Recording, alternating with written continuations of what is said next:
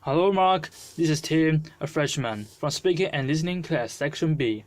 The student ID number is 8044106. I'm going to do a recording assignment, the speech, Why the Best Hire Might Not Have the Perfect Resume, by Regina Hartley. Your company launches a search for an open position. The applications start rolling in, and the qualified candidates are identified. Now the choosing begins. Person A, Ivy League, 4.0, 4 years resume, great recommendations, all the right stuff. Person B, state school, fair amount of job hopping, and odd jobs like cashiers and singing waitress. But remember, both are qualified, so I ask you, who are you going to pick? My colleagues and I created very official terms to describe two distinct categories of candidates. We call A the silver spoon, the one who clearly had advantages and was destined for success. And we call B the scrapper, the one who had to fight against tremendous odds and get to the same point. You just heard a human resources director refer to people as silver spoons and scrappers. Laughter, which is not exactly politically correct and sounds a bit judgmental. But before my human resources certification gets revoked, laughter. Let me explain. A resume tells a story, and over the years, I've learned something about the people whose experiences read like a patchwork quilt. That makes me stop and fully consider them before tossing their resumes away. A series of odd jobs may indicate inconsistency in that of focus, unpredictability,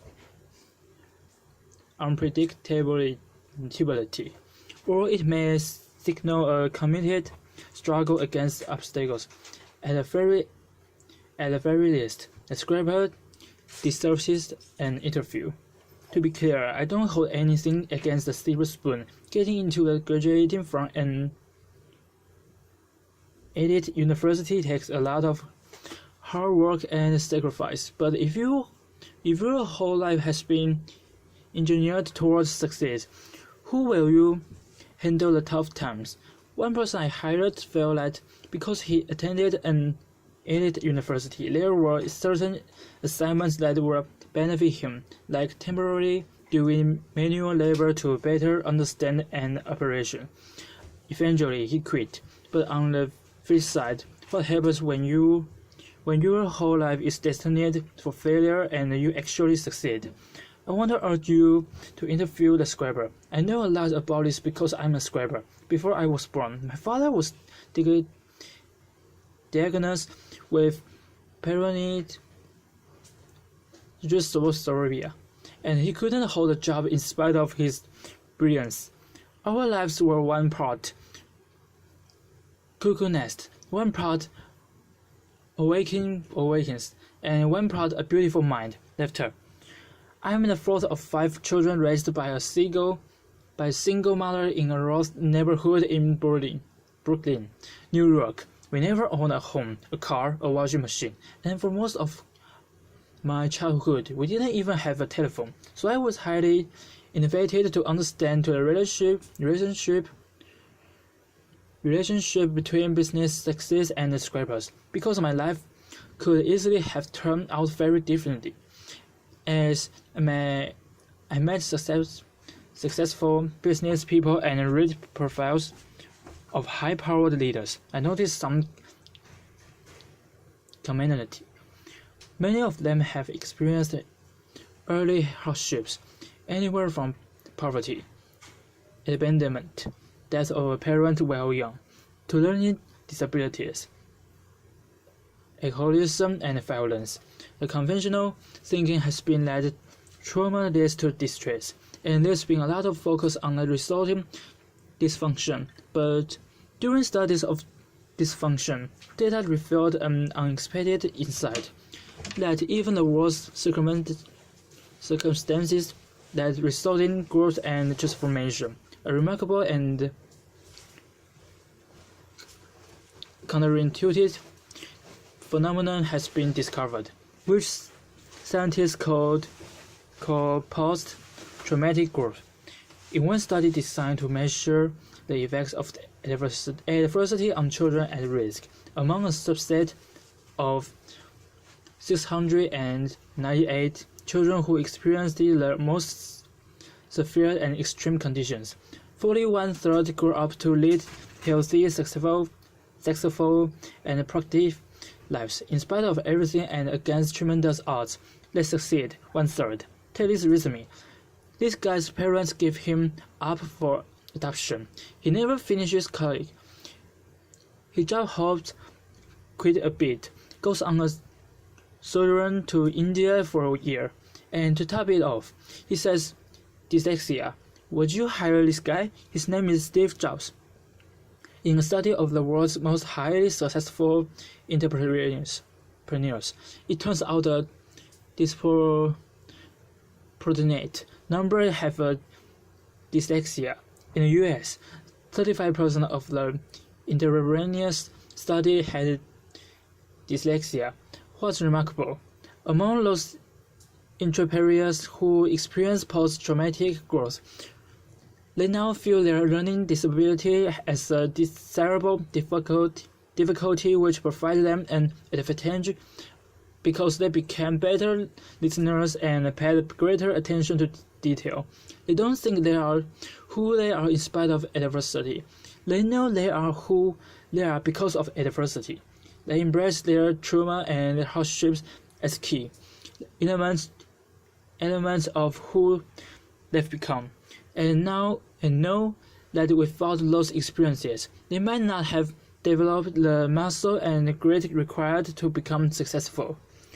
One of my colleagues had his life completely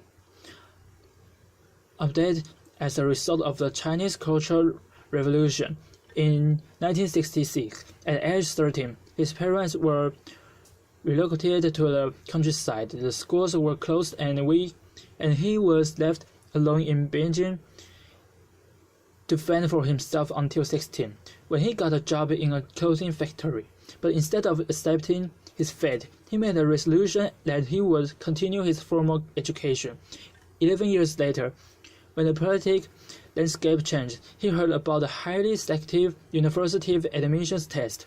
He had 3 months to learn the entire curriculum of middle and high school. So every day he came home from the factory, took a nap, studied until 4 a.m., went back to work and repeated this cycle every day for 3 months. He did it. He succeeded. His commitment to his education was unwavering, and he never lost hope. Today, he has a master's degree, and his daughters each have degrees from Cornell and Harvard. Scrappers are propelled by the belief and the only person who have full control over is yourself. When things don't turn out well, scrappers ask, what can I do differently to create a better result? Scrappers have a sense of purpose that prevents them from giving up on themselves. Kind of like if you survived poverty, a crazy father, and several muggings. You figure, business challenges? Laughter. Really? Piece of cake, I got this. Laughter, and that reminds me. Humor. Scrappers know that humor gets you through the tough time, and laughter helps you change your perspective. And finally, there are relationships. People who overcome adversity don't do it alone. Somewhere along the way, they find people who bring out the best in them and who are invested in their success. Having someone you can count on no matter what is essential to overcoming adversity. I was lucky. In my first job after college, I didn't have a car, so I carpooled across two bridges with a woman who was the president's assistant. She watched me work and encouraged me to focus on my future and not dwell on my past. Along the way, I've met many people who've provided me brutally honest feedback, advice, and mentorship. These people don't mind that I once worked as a singing waitress to help pay for college. Laughter.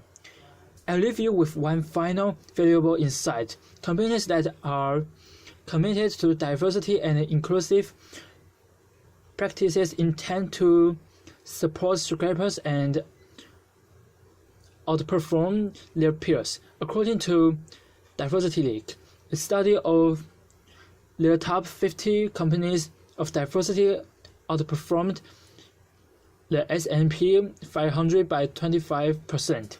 So back to my original question, who are you going to bet on? Silver spoon or scraper? I say choose the underestimated contender whose secret weapons are passion and purpose. Hire the scraper. Applause.